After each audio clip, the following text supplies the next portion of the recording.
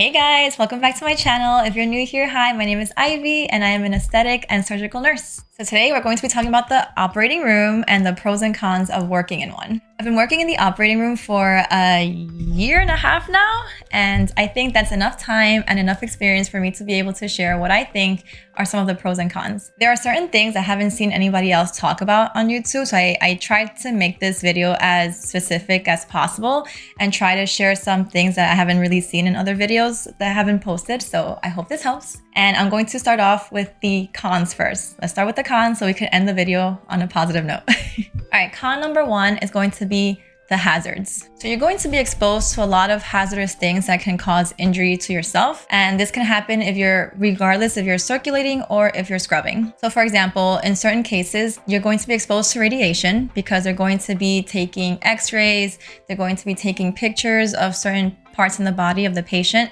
and you're going to be exposed to that multiple times depending on which service you're working in. So if you're in cases such as ortho, for example, you're going to see a lot of x-rays being taken and you're going to be exposed to radiation. So that's something to be mindful of, especially if you are pregnant or looking to get pregnant. You have to be very mindful of that. Usually we wear lead, which is supposed to be protective. It's going to protect our torso, it's going to protect our neck area with the thyroid shield. But either way, there's always a risk. So that's something to be mindful of. Then we also use lasers. So obviously for laser, you have to be careful with your eyes. You have to protect your eyes with these very specific goggles that block the rays that are emitted from the laser itself. Another thing is exposure to smoke. So a lot of times these surgeons use something called a Bovie, and that's basically when they're cutting or coagulating different parts of the body. And when they're using that specific handpiece, it emits these fumes like smoke. There is a suction component to the handpiece. So while they're using the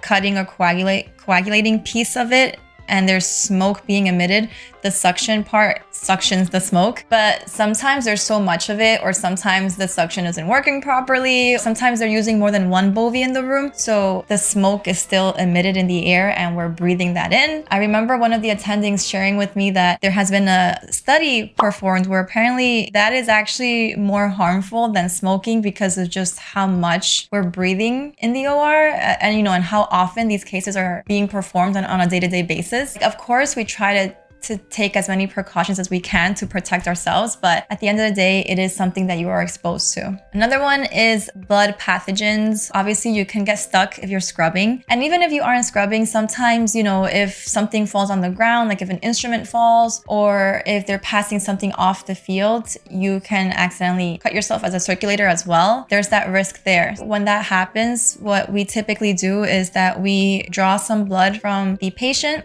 through their IV line, and then we check to see if the patient has any kind of diagnosis that can be spread via blood, and if we were exposed to that pathogen essentially. And then we have to go to health services who will then take our blood to get a baseline. So depending on what happens, we may have to do some kind of treatment as a way to protect ourselves. So for example, let's say if the patient is HIV positive, then we would have to take a pill every day for a month, I believe, as a way to prevent us from getting HIV. And these are just some of the things that we have to be mindful of, we have to be careful of. And this is why it's so important to learn how to properly pass instruments and certain sutures and needles and things on the sterile field so we don't accidentally get each other stuck. Another thing that I also see is when they're mixing cement. So sometimes they have to mix cement especially during orthopedic cases. That smell and the fumes that's emitted from mixing cement is so incredibly strong. And the doctor is always making sure that if anybody has some kind of respiratory issue, or if they are pregnant, or if they're sensitive to the fumes that are emitted from mixing cement, then they have to leave the room because it is so strong. Sometimes you won't even be in the case, you'll just be walking by in the hallway and you can smell it from the outside from how strong it is. So yeah, it's really strong. You have to be careful with that. Another thing that you also have to be careful of, more so as a circulator, but sometimes as a scrub as well, is when you're positioning the patient. Sometimes the patient, if you're the only one there, or if the patient is a little bit on the larger side, you have to be careful with your back. There are so many back, knee, shoulder, and elbow injuries in the OR, but especially back injuries because we're doing a lot of heavy lifting, not just lifting and positioning and moving the patient, but also, lifting heavy trays, pushing the case carts, like pushing heavy equipment, like the big microscopes and things like that. So the OR is very physically strenuous. I'm not even gonna lie. It's a lot of running around, a lot of back and forth, a lot of heavy lifting, a lot of standing on your feet. If you have back problems, it could be exacerbated, honestly. You have to be careful with how you lift things, like body mechanics. But also, if you don't have any injuries, you want to be careful and try to prevent any from happening, because it's really hard to work in the OR if you are in pain from an injury. All right, con number 2 is going to be on call. And I know this is something that everybody talks about on YouTube about this, but I didn't understand how much of a con it was until I actually had to be on call, and it was really annoying. On call essentially is when you work your shift, but then after you leave, if a trauma comes in or if they need help because they're super understaffed, there is a list of people that they can call to come back to work and help out. For example, for me, my shift ends at around 5 o'clock. And if I'm on call, that means that 1, if they're already like understaffed and need the help, they might just ask me to just stay and not even get to go back home at 5. Like I might have to, even though my shift ended, I'm now working on call, so I might have to just stay in the OR, or I can go home, but I have to keep an eye on my phone, because if they call me at any point between 5 to 11 p.m., I believe, I have to go back to the hospital and work. Sometimes it sucks because you have to be within 30 minutes from the hospital, so you can't really go out and do stuff.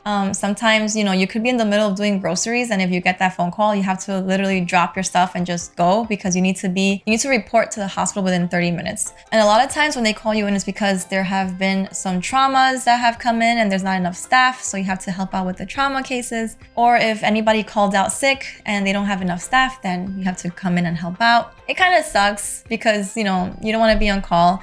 It is nice though, because you do get paid like that differential of being on call, so you do get paid extra. But at the end of the day, I prioritize my work-life balance, and sometimes it was kind of hard knowing that you were on call or you had to stay. You kind of get used to it over time, but it is kind of annoying. All right, so con number 3 is going to be the schedule. And this depends on your facility, but I have a lot of friends who work in the OR in different hospital systems, even in different states, and they have all told me that they're usually 5/8s or 4/10s. I don't think I've heard of anybody working 3/12 shifts in the OR except if they're overnights. I know for day shifts is usually 5/8s or 4/10s, but I haven't heard of any hospitals that offer 3/12s in the OR if it's during the day shift. They usually only offer it at night as an incentive to get people to help out at night, because nobody wants to work overnights. Maybe it's just like a facility thing. Personally, it wasn't offered in my hospital. I was working 4/10s. I wish there was 3/12s, because that would give you more time for yourself during the week. Con number 4 is charting. And I know this is something that everybody complains about, no matter the unit, regardless if it's the OR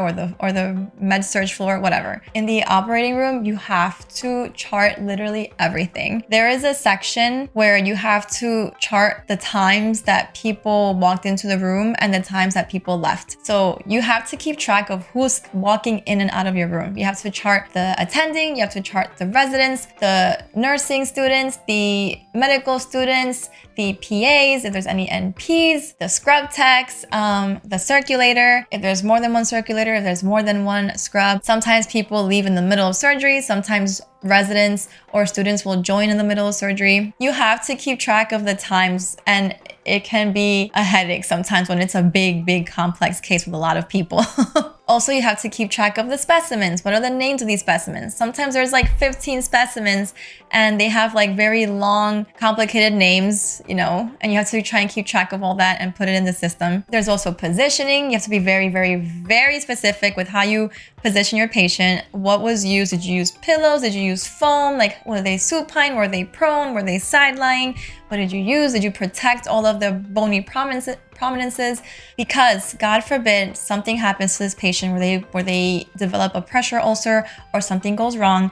At the end of the day, the nurse is the one that's in charge of positioning. So if anything goes wrong, as a result of positioning, it will all fall back on you. So you have to CYA and make sure you put everything that was done to protect your patient during positioning and that they were positioned appropriately. And that the surgical team and the anesthesia team were in agreement with how you positioned them. When I first started working, it was really hard to keep track of people coming in and out because I didn't know anyone. So I wasn't familiar with anybody's names, who they were they part of anesthesia, were they part of the surgical team? So in the beginning, it's pretty hard because you're still trying to figure out how to do everything, how to chart. It was quite hard in the beginning, but once you get to know everyone and you familiarize yourself with everybody's faces and who they are, it does get a little bit easier. Number 5 is that the OR is a high pressure environment. Some cases could be very nice and easy and smooth, but when things hit the fan, okay? You are literally taking care of your patient while they are undergoing surgery. Like, you have to be the patient's advocate because they cannot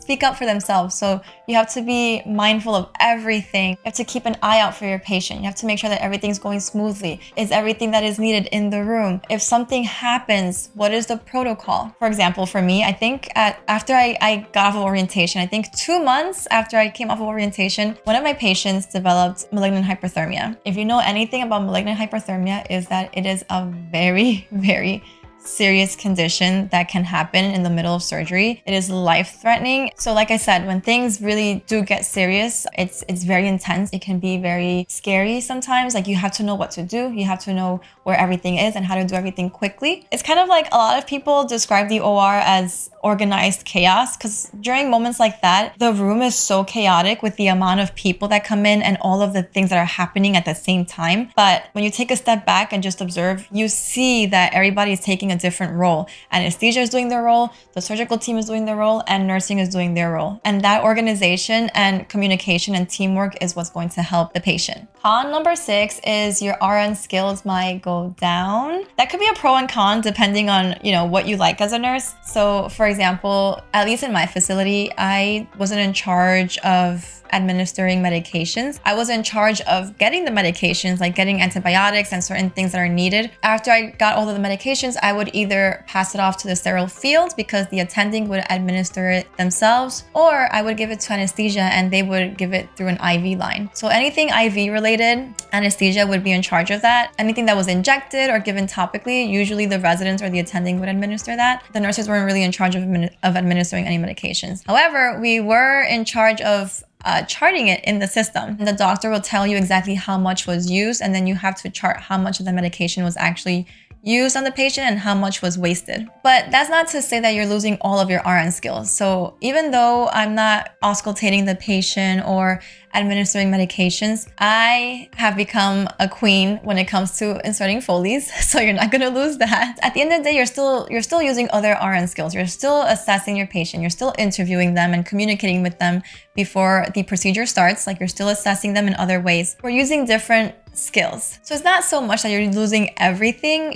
Some things you won't be doing as much as others. So you're not going to be like using your stethoscope as much, for example, or bathing patients or feeding patients, things like that. Con number 7 would be, I think, some may not agree with me, but I feel like there's less critical thinking involved in the OR. Don't get me wrong, you still critically think in certain scenarios. So for example, with me, when my patient developed malignant hyperthermia, I still had to assess, keep an eye on their vitals. And then when I saw that certain vitals were abnormal, I still had to critically think, okay, what does this mean? You're still thinking, but it's not at the same capacity or at the extent that you do when you're on the floor on an ICU unit, for example. It's more so thinking about anticipating what you're going to need for the procedure, like anticipating what trays, what surgical instruments, what supplies, what equipment is going to be needed during the procedure itself. There's still some critical thinking involved, but not the same like when you're on the floor. All right, and finally, the last con, I think this is number 8. I lost count, I'm sorry, would be the personalities in the OR. And that is a big one that a lot of people are aware of. Obviously, there are some surgeons that can be a little difficult to work with because of personalities. And again, this is something that you can't take personally because at the end of the day, we are in a high stress environment. They are performing complex procedures on the patient and they have to be very hyper-focused and careful with what they're doing because one small move and it God forbid, like for example, they nick an artery or something. Now the patient is bleeding out and that becomes even more stressful. So a lot of the times, the best way to gain a surgeon's respect and to decrease that level of stress and form a healthy relationship with the surgeons and the team is by, one, communicating. The more you communicate with them, the better, because they'll feel like they can trust you because you're on top of everything.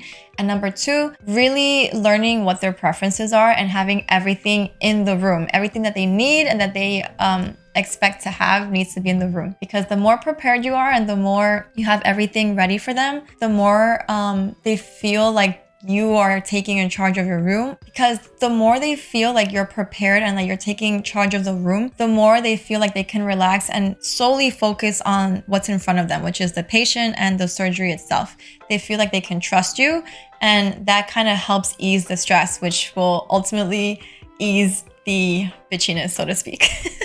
Honestly, you also have to learn to have thick skin. You have to learn to speak up for yourself and, stand up for yourself, because everybody will be able to tell if you're nervous, and nervousness equates to not having confidence, and that will lead to people not trusting you, that you will be able to handle the case and be able to handle the room. I feel like when you stand your ground and you are firm with surgeons who are being hard on you, I feel like that also kind of you gain the respect in that way as well. All right, so I think those are the biggest cons. I hope that you guys learned something from that. Now moving on to the pros. This is the best part. I think for me, the biggest pro is the uniforms. Like, I don't have to worry about laundry. I don't have to worry about buying scrubs. I don't have to worry about what to wear every day, because we're all gonna be wearing the same thing every single day. That's one less stress for me to worry about. And I can just go into work and just do my job. I'm not here to be a fashionista. I'm here to be a nurse and to take care of my patients. So the way it works is that you get a card and you go to a machine that has all of the perioperative scrubs. You go up to the machine, you select your size, and then it gives you the scrubs that you want. And that's it. You just wear that for the rest of the day. Let's say if in the middle of surgery, there's something gets splashed or you get covered in something and it's gross. You can go back to the machine, get a clean pair, change, and dispose of the dirty one. So at the end of your shift, when you're all done, you return your scrubs to a machine where it is then collected by the team that takes care of cleaning and washing the scrubs. So not having to worry about scrubs is definitely a pro for me. Less things to worry about, and it makes the whole process faster. The second pro is one-to-one patient ratios. You're not going to have to worry about crazy ratios. So in the operating room, one thing that I do appreciate is that, unlike the floor where you could get anywhere between 5 to 10 or even 15 patients, which is nuts. I've heard so many scary stories on the floor. In the operating room, we only have to worry about one patient, and one patient at a time. Can't get any better than that. All right, pro number 3 is my lunch breaks. We typically get like a small 15-minute break in the mornings to get a snack really quick. And then afterwards, we do get our full breaks, which can be anywhere between 45 minutes to an hour. We will get those breaks. I have never missed my break. Sometimes we can get breaks really late because, we're understaffed, but we always get our lunch breaks no matter what. And I'm okay with getting a late lunch break as long as I get one in general, because I know some nurses on the floor don't even get lunch breaks sometimes. So I'm grateful for that. All right, pro number 4 is less family interaction, which can be a con as well, because I know some nurses enjoy talking to the patient and their families, but at least in my experience, sometimes the families can just add more anxiety to the situation. They can add more anxiety to the patient. They can add more anxiety to the staff because they just put a lot of pressure. Luckily, once the patient goes into the operating room, family cannot come in. However, luckily, I haven't had a bad experience with any of the family members. I've learned not only from working on the floor in the hospital in the past, but also working in outpatient clinics. I've learned that the more you communicate with patients and their families, the more at ease they feel, because they feel like you are educating them, you're keeping them updated, and it just demonstrates to them that you truly care and you want to make sure that they're on the same page as everybody else. So yeah, and this also applies with the surgeons. Like I said earlier, if you communicate with your surgeons, they will trust you. If you communicate with your patient and their family members, they will trust you. you. It's all a matter of communicating with everyone. The more you communicate, the better. The fifth pro is that you get to see a little bit of everything in terms of different specialties, and you also get to see stuff that nobody else gets to see. Like, I have seen a heart during an open heart case. Like, you see the heart, and it's just incredible, like seeing some of these procedures. Like, you get to see the inside of a body, you get to see all of these different body parts and these crazy procedures. And like, for example, I never imagined seeing a robot, like robotics, performing surgeries. Like, it's so technologically advanced and so modernized now. I don't know, it just blows my mind sometimes seeing how the attendings can do some of these procedures. Like, they're so incredibly smart, and I feel very proud to be a part of a team like that. The sixth pro is the fact that travel nurses get paid bank. And if you ever decide to work as a travel nurse in the operating room, you will get paid very, very well. You can look up jobs online and travel nurses salary online, and you will see that there is a reason why a lot of nurses decide to do travel nursing. In particular, operating room nurses. Periop nurses get paid really, really well. The next pro, I think this is number 7, I'm losing count again. Your close relationships that you form with the team. I can honestly say that I have formed some of the best friendships and relationships while working in the operating room. I know that, even if I were to leave the operating room, I'm still going to stay in touch with some of these people because of just how close I have become with them. And even with the surgical teams, like, you just get to know each other so well that you're asking each other, like, about your families, how's your kids, how are your pets? Like, you get to know everyone so well. Not just your fellow nurses, but also the surgeons, the residents, the attendings, anesthesia. Like, you truly become close with the team. And I am so incredibly grateful for my team and for the friendships that I have formed. Like, I truly feel like I developed a little work family. And I know some people may say that when staff refers to their work team as a family, it's a red flag, but I can honestly, genuinely say that it felt like a work family who sincerely looked out for each other and cared for each other. This is honestly, I think, the first time I have felt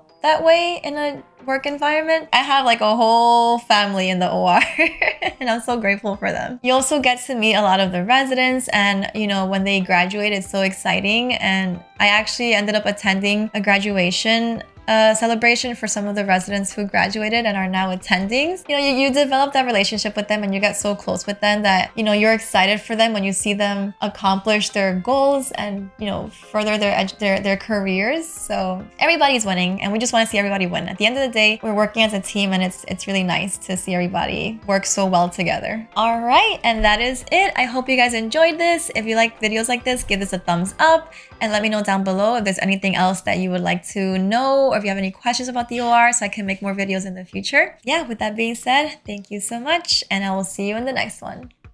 Bye!